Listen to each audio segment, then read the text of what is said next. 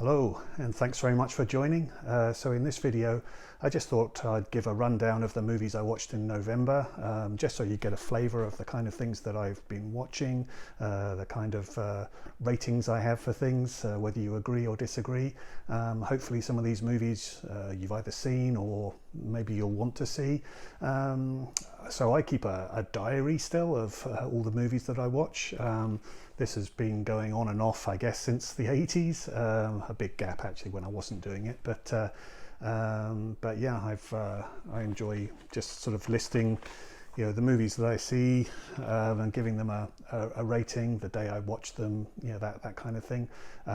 My star ratings in these are actually based still on Leonard Maltin's movie guide, where he did a 4-star rating, so I've kind of kept that, but for other things I might use a rating out of 10 or a rating out of 5, I think it is on Letterboxd, isn't it? So but yeah, anyway, let's just go through. I'll go through this quickly because there's about 50 movies here that I watched in November. But yeah, let me know what you think of these, if you've seen them, what your ratings are. So first up, I watched A Million Ways to Die in the West, 2014, Seth Meyers Western. I usually don't like Westerns being mucked around with too much, but this was quite fun, some good laughs, some which fell flat. I gave this 2.5. Next, The Good Nurse with Eddie Redmayne and Jessica Chastain from 2022, new movie. Really liked this. I thought it was really well acted and a very interesting dynamic between the two characters. I gave this 3.5. Next, Time to Love from 1965, which is a Turkish film, and it's the first film that Mubi have done a restoration project for, and it looks beautiful. So it's mostly set in Istanbul. It's a story, really, a very interesting story about infatuation. It's about a painter who is mainly infatuated with a picture of a woman, but not so much with the woman herself, and there's a very interesting dynamic in that. Yeah, beautiful visuals in this, lots of use of weather, rain, and sort of wind conditions and things like that. Yeah, well worth seeing. I gave that 3. Next, 2022's See How They Run with Saoirse Ronan and Sam Rockwell. I love both of those actors, but I was disappointed with this. I just felt it needed to have more snap, more pace to it. But it was good, but yeah, it fell a little bit flat for me. I gave that 2.5. Next, also from 2022, the new version of All Quiet on the Western Front, which I thought was excellent, really well done. I mean, I love the original 1930 Lewis Milestone version. That's hugely memorable. But this was an excellent version, and I'm sure it'll feature in the Oscar nominations for next year. I gave that 3.5.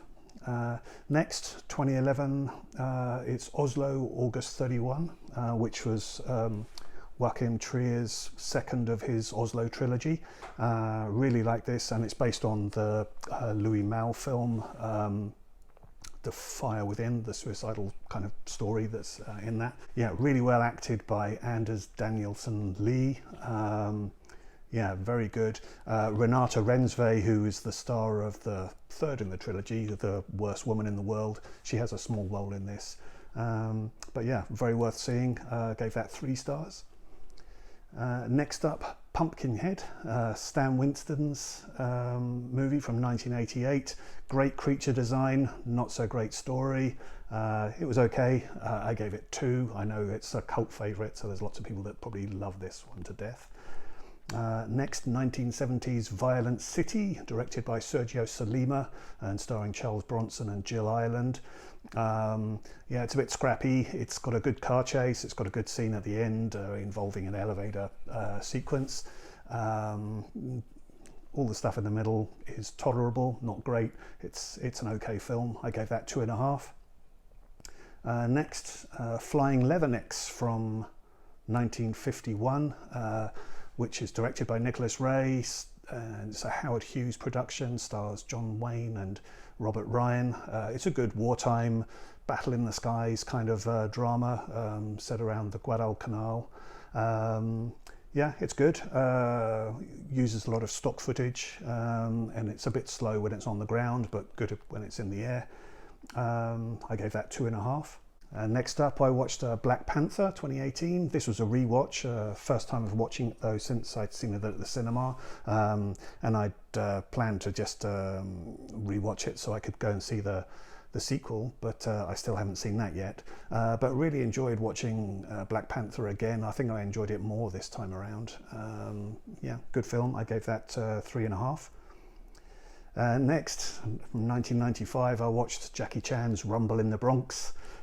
Great time watching this. It's actually filmed locally in Vancouver, so it was great fun just seeing all the places, the locations where it's filmed, and Jackie is great in this film. It's a really enjoyable one.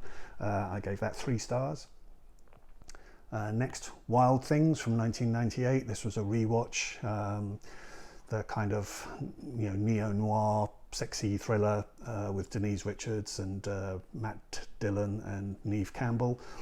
It's trashy. It's got so many plot twists that it should be more fun than it is, but actually it's not great. It's okay. I gave that 2.5. Next was Don't Worry Darling 2022. Florence Pugh's good in this, although it's a lot of huffing and puffing, and yeah, I didn't take to it. I don't know, I had some problems with it. It was okay. I gave it 2.5. Next was Reanimator from 1985. I've never seen Reanimator, but finally I've now seen it, and it's a gory and wildly fun movie. I enjoyed it a lot. Jeffrey Combs is really good in that. I gave that 3 stars. Next I watched Extro from 1982, and this is a bonkers horror movie. Yeah, I only gave it 1.5. But it's memorable. I'll probably watch it again at some point. It's got dwarf clowns. It's got a life-size action man. It's got killer spinning tops. Yeah, it's a weird movie, but there you go. Next was a rewatch of Crocodile Dundee from 1986. Some of the jokes here is probably stuff that you wouldn't see nowadays, but I still think this is a charming and fun movie. I get a lot of laughs out of it. I think Paul Hogan is really good in this movie. He married Linda Kozlovsky. It's a nice partnership that they have in this. Yeah, it's a lot of fun. I gave that 3. Next, and possibly the best film I watched this month, was actually from 1927, Sunrise, A Song of Two Humans, F.W. Murnau's film, and it's actually just come out today in the Sight and Sound 100 Greatest Movies of All Time. I think it's positioned at number 11.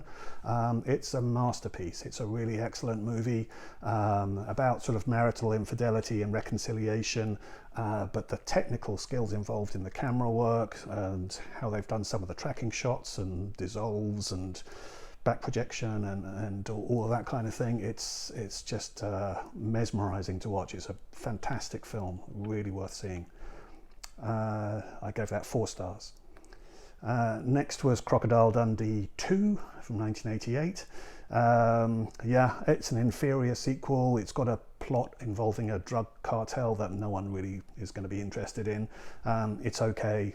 I gave that 2.5. Next, Voodoo Saved from Drowning from 1932, which is a Jean Renoir movie, I think that's right. Yeah, it's a classic, but I don't know. I didn't love it. It's okay. I gave it 2.5. Next, I finished up watching Crocodile Dundee with Crocodile Dundee in Los Angeles from 2001. Yeah, it's the weakest of the trilogy. It's okay. It has some okay moments. I gave that 2 stars. Next, I watched Stutz from 2022, Jonah Hill's documentary about his relationship with the psychiatrist. It's okay. The problem I have with this movie is that it only takes 20 minutes into the movie before Jonah Hill is sort of realizing that he's struggling to make the documentary without talking about his own problems, which is fine, but I don't know, it's not perhaps the movie that I wanted to see. It's okay though. I gave that 2.5. Next, sticking with Paul Hogan still, I watched Almost an Angel from 1990. Not a particularly good film. His heart's in the right place in this one, but it's a weak movie overall. I gave that 1.5. Next, Fire of Love 2022, about volcanologists. This is on Disney Plus at the moment. Really good, interesting documentary film about this married couple who did incredible stuff, looking very closely at volcanoes, really looking right into the craters to understand them and document what was going on. Some of the footage there of them standing in front of lava that's just spewing up around them is really amazing to watch. It's definitely worth watching that film. I gave that 3 stars. Next, from 1953, I watched Titanic. So this is the version that's got Barbara Stanwyck and Clifton Webb in it. It's a much more stagey version of the events. So a lot of the sets look like sets until the end, and then it does actually get quite touching at there when you see the sinking of the Titanic there and people in the boats. It's actually quite moving at that point. It's a little bit dull in some of the earlier stages because it's much more of a drama about this couple, but yeah, no, it's a good film, but I gave that 2.5 stars. Next was a rewatch of Don't Breathe from 2016. Really good horror movie. I think this is an excellent one. I gave that 3.5 stars. But I then I then watched for the first time its sequel, Don't Breathe 2 from 2021. And the plot here just goes haywire. It's very bonkers. It's still an enjoyable film, but it doesn't really compare with the first one. It goes in a much different direction. It's okay though. I gave it 2.5. Next I watched Florence Pugh again in The Wonder from 2022. I need to come back to this one. At this stage I quite liked it. It's quite good period atmosphere to it. But yeah, I want to rewatch it. At the moment I've given it 2.5. Next I watched Chuck Norris in Missing in Action from 1984. Yeah, an inferior Rambo movie, but it is good fun. It does have some great stunts in it actually, and lots of explosions. It's quite good fun. I gave that 2.5. Next I picked up all the Thin Man movies, charity shop this month, so I started watching those. Nick and Nora and their dog Asta investigating crime. Really good fun. So yeah, The Thin Man from 1934 with William Powell and Myrna Loy. I gave that 3 stars. Next I saw Where the Crawdads Sing 2022 with what's her name, Daisy Edgar Jones, who was in the excellent Normal People. Yeah, it's a good film. I like all the Louisiana setting and everything, but yeah, it didn't quite catch a light for me, but it was okay. I gave it 2.5. Next I saw Missing in Action 2, The Beginning, 1985. Pretty dull, pretty dreadful, 1.5 stars. Next, After the Thin Man from 1936, a good sequel. Again, it really works because of the charm of William Powell and Myrna Loy. I gave that 3 stars. Next, I watched the Laserdisc of Harem from 1985, which stars Nastasia Kinski and Ben Kingsley. This has been released by Imprint Films fairly recently in the last few months. But yeah, it's really a kind of a neglected movie. It didn't get good reviews, and really no one's watching it. Even people that are buying it now I don't think are watching it yet. They've probably just added it to their collection. It is a misfire. It doesn't all work, but there is moments of interest in it. I actually didn't mind it, but I only gave it 2 stars. Next, Braddock, Missing in Action 3 from 1988. This one's directed by Aaron Norris, Chuck's son. A bit more explosions in this one compared to number 2. It's okay, it's still fairly trashy, but yeah, both of the sequels make the first Missing in Action look like a masterpiece really, but yeah, this one I gave 2 stars. Next, from 2014, I watched Beauty and the Beast, or La Belle et la Bête, which is the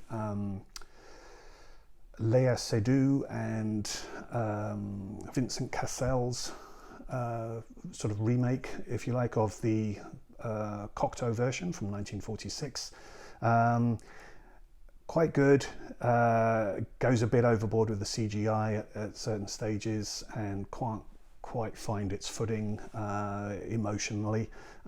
So it's not great, but it is watchable. It's got some very nice visual moments. I gave that 3 stars. Next, Top Secret from 1984 with Val Kilmer. Hadn't seen this in a long time. It's still very funny in places. You know, this is from the Airplane team. So yeah, lots of jokes in there. But yeah, it makes me laugh out loud. An interesting fact is that my gran saw some of this being filmed, which involved cows wearing Wellington boots. She had no idea what was going on. So yeah, that was funny. Next, I watched just my DVD. I know it's just come out in a lavish 4K version, but I watched WALL-E from 2008. Yeah, very touching film, really great animation. I perhaps don't love it as much as some other Pixar movies, but it is very good. I gave that 3 stars. Next, a first time watch of a Yasujiro Ozu movie. I love Yasujiro Ozu. This one's called A Hen in the Wind from 1948. Really love this film, and it's very, very touching. It's a end of the war drama where a wife, whilst her husband is still away, needs to be able to pay for medical bills for her son who's become ill with colitis, and in order to do so she prostitutes herself for one night to get the money for that, and the drama then involves her husband coming back and her being honest about what's happened. Really, really touching drama. Yeah, it's Ozu. You can't go wrong with Ozu. Great movie. I gave that 3.5. Next, Drive My Car from 2021. And I've got to be honest, I think I need to rewatch this one. I did give it 3 stars, but yeah, not too much really I want to say about that one at the moment. I want to watch it again. Next, Deep Cover from 1992. This has a Criterion edition. Yeah, Bill Duke's directing on this one, and it's a sort of noirish tale that involves Jeff Goldblum and Lawrence Fishburne. Yeah, some really good atmospheric camera work. I liked it. Gave that 3 stars.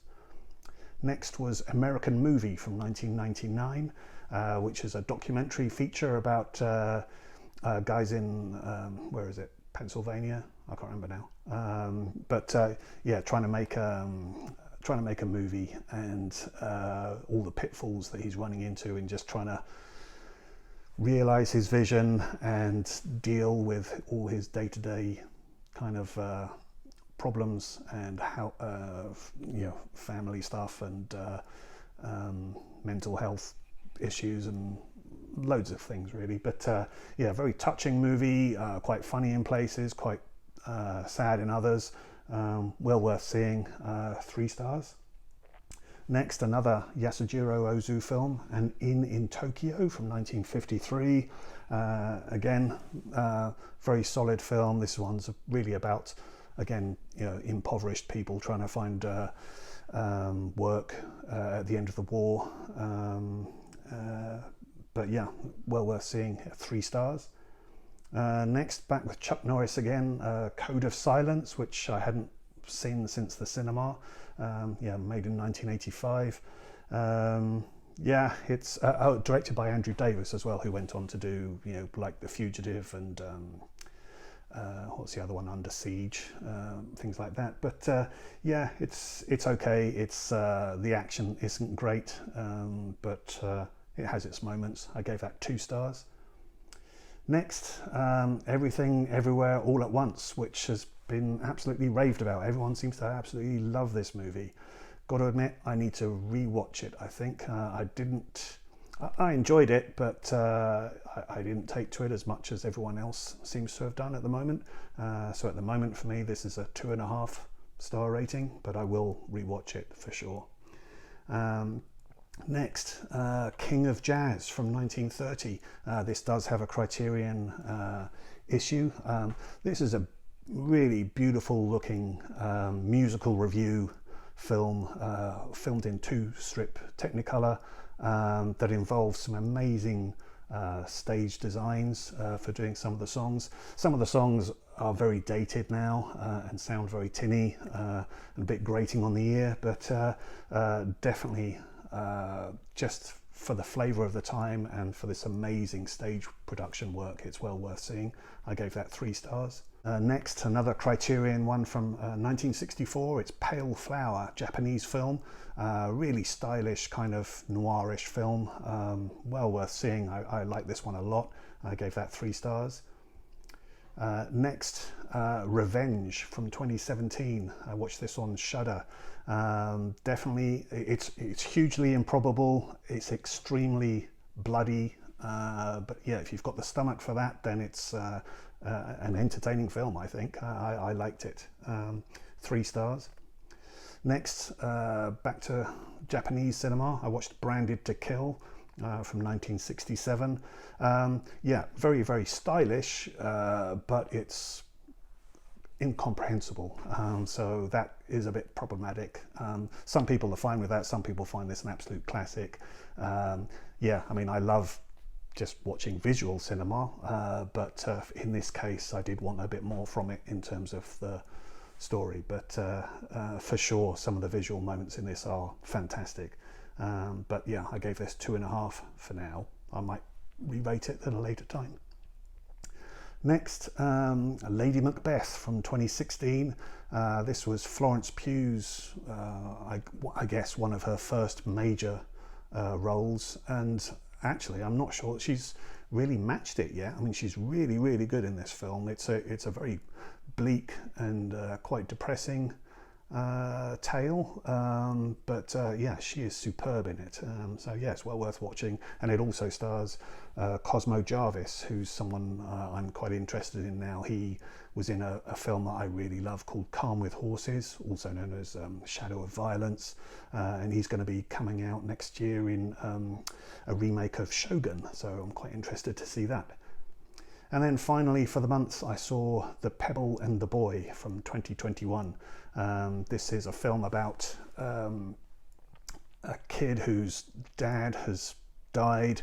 His dad was a mod, and he decides to go on a journey from Manchester down to Brighton on his dad's Lambretta to go and scatter his ashes. So it's a bit of a self-discovery kind of journey. The script is not great. The acting is not great, but I did enjoy it. It's got, you know, The Jam and Paul Weller. It's got lots of mod nostalgia. It's got lots of English countryside, and it's got Brighton Beach and the pier. So yeah, all good by me. I enjoyed that. So there you go. This has probably gone on already longer than I wanted it to, but I just tried to make that as quick as possible in terms of running down what I watched. Let me know if you agree, disagree, if you've seen these. And hopefully stick with me to watch more videos. So if you've got this far, thanks very much. I appreciate it. Hopefully see you again. Okay, bye.